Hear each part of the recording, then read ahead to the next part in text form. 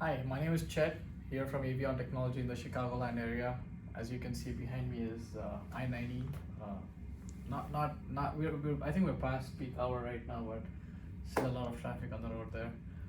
Um, so today I'm going to talk to you about something which every small businessman wonders about is my website paying dividends, right?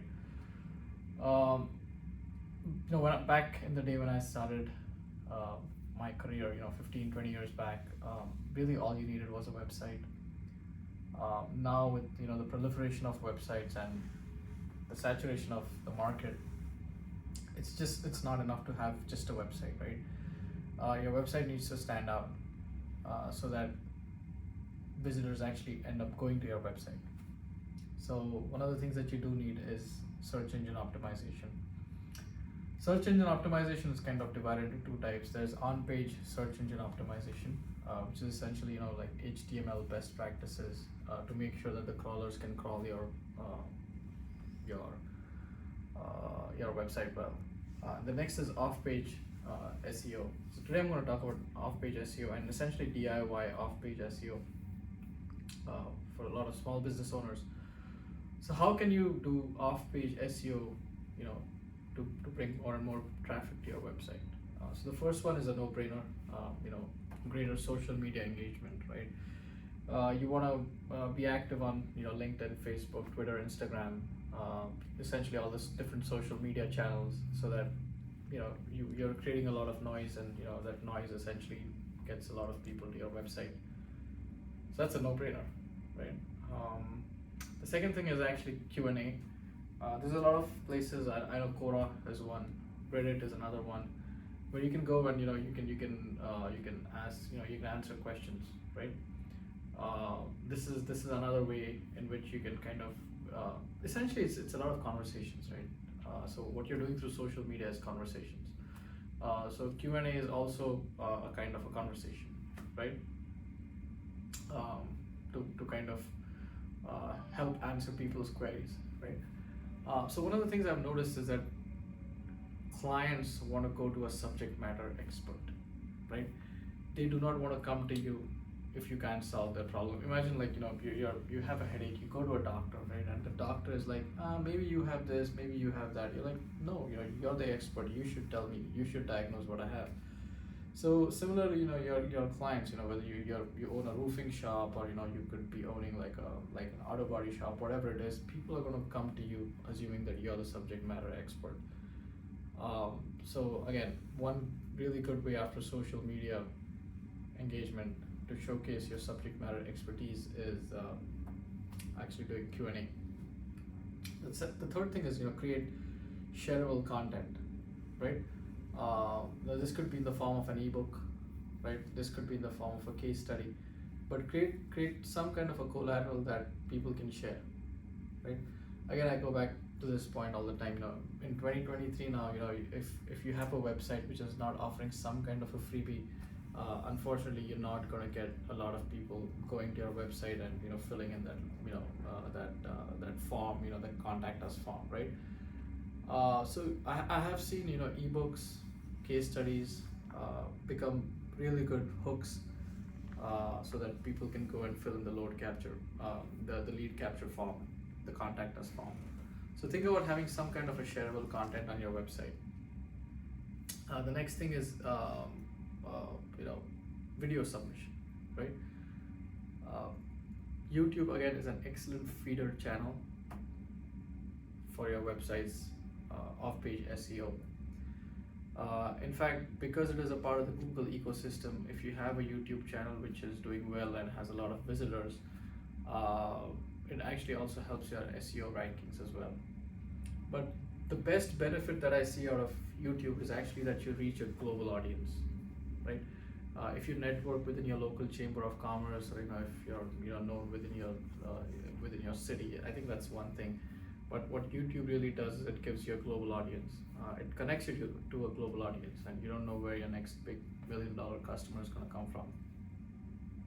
Same for image submission as well. Let's say if you have like a website, you I don't know, you make flan, right? Or you make sushi. I don't know, anything. But let's say you run like a small food business out of your own home. I think Instagram would be an excellent way for you to kind of showcase what you do, right, and get get those followers in place. So like I said, number one, social media. Number two is Q&A. Number three is create shareable content. Number four is use YouTube to create videos where people can kind of hear you speak, or watch what you're doing. Or next is image submission via Instagram. Next is actually Google My Business. So one of the things which happened with Google's last change in their algorithm. So Google keeps tinkering its search algorithm all the time, and one of the things that they did was now they've made search very local, especially for small businesses.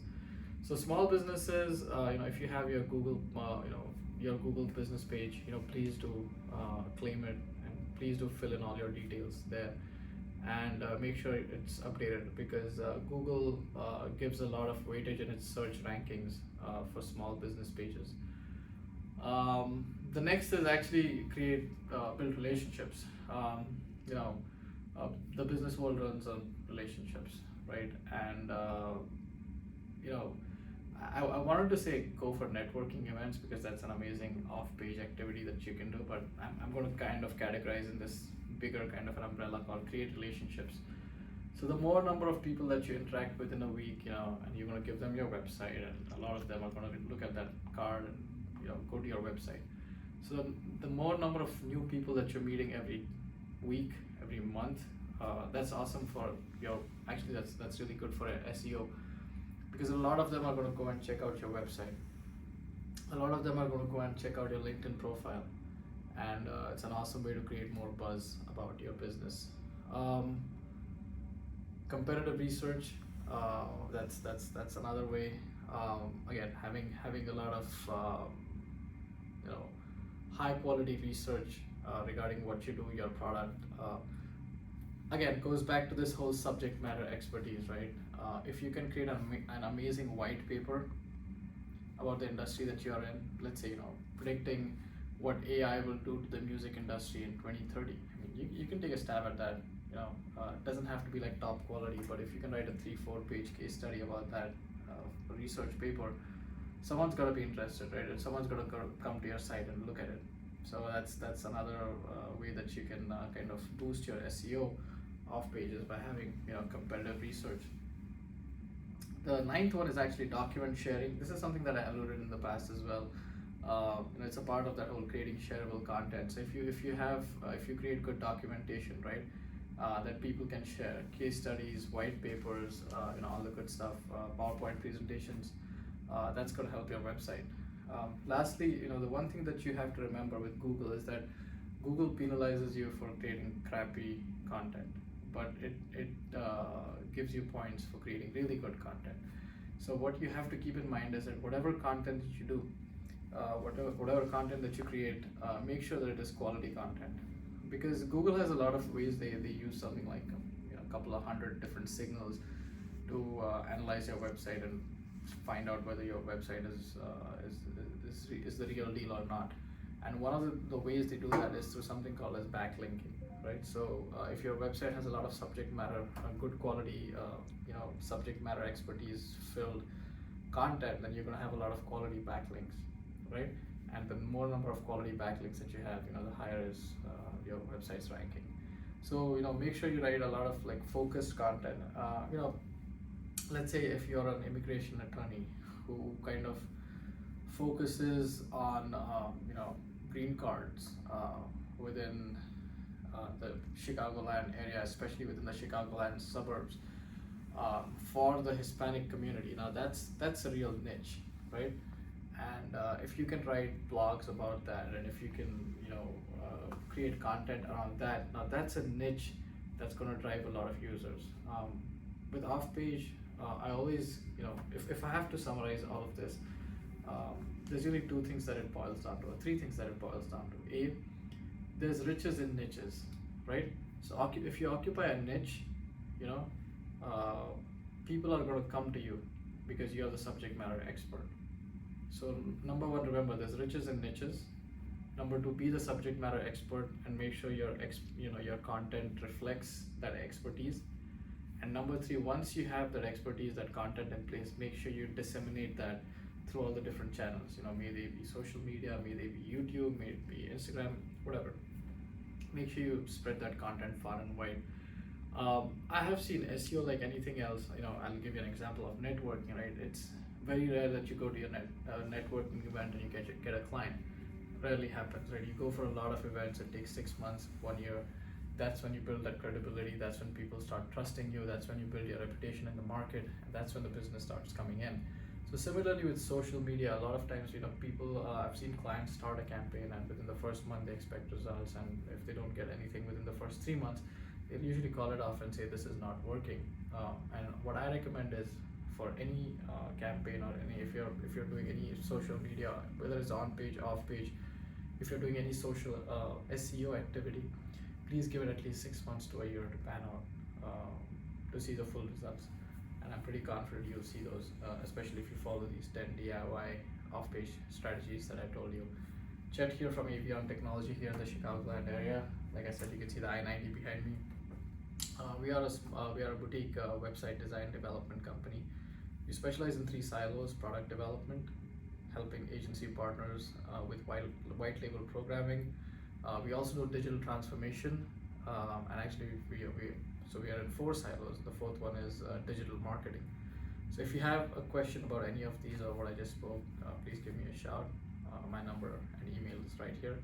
Otherwise, have yourself an amazing week. I'll see you next Thursday for another semi-informative video aimed for small business owners to make sure that they can augment their digital presence. Thank you.